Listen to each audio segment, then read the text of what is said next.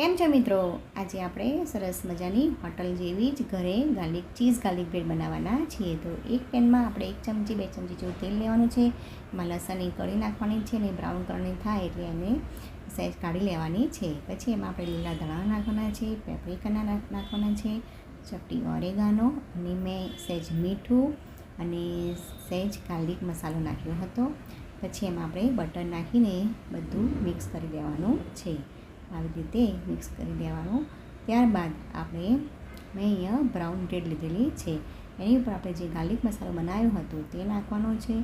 એની ઉપર પછી આપણે મોઝેરેલા ચીઝ નાખી દેવાનું છે. તમારી પાસે પ્રોસેસ ચીઝ હશે તો પણ ચાલશે. ત્યારબાદ આપણે નોનસ્ટિકને ગરમ કરી દેવાની છે અને બ્રેડ મૂકી દેવાની છે પીવા માટે, જ્યાં સુધી ચીઝ મેલ્ટ ના થાય ત્યાં સુધી. તો સરસ મજાનું આપણે ગાર્લિક બ્રેડ તૈયાર છે. ચીઝ પણ ખૂબ સરસ મેલ્ટ થઈ ગયેલું છે.